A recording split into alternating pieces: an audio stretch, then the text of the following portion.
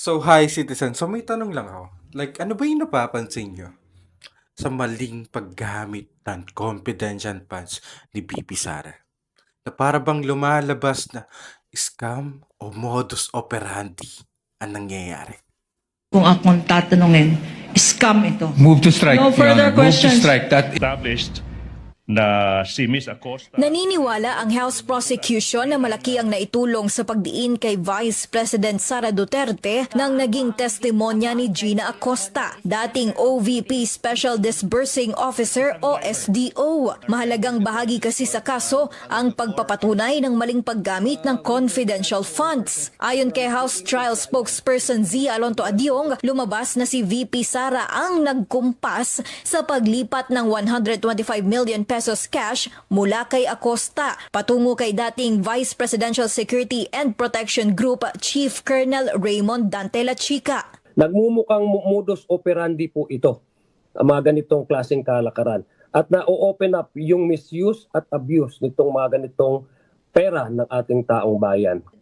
Bilang SDO, si Acosta ang inatasang mag-disburse ng confidential funds. Pero sa kanyang testimonya bilang hostile witness sa Senate Impeachment Court, aminado siya ang nag-withdraw ng confidential funds at itinurn over ang buong halaga kay La Chica, batay sa utos ni Duterte. Ibig sabihin, in her own volition, kung siya po yung magde-decide bilang SDO, hindi po niya gagawin yon. Ibig sabihin, ginawa lang niya yon dahil utos ng Vice President.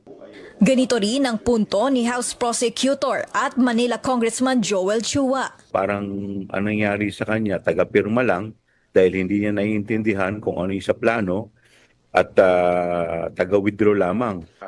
Dagdag pa ni Chua, inamin din ni Acosta na wala siyang kaalaman sa intelligence gathering kahit siya ang itinalagang SDO para sa confidential funds. Lumabas naman sa testimonya na sila Chica ang nagbigay ng inputs para sa physical at financial plan. Siya rin ang tumanggap ng pera mula kay Acosta at siya rin ang nagsumite ng mga dokumento para sa paggamit ng pondo. Samantala, kinwestiyon din ng prosecution ang liquidation ng confidential funds. Parang lumalabas nga, parang ghost project itong confidential fund.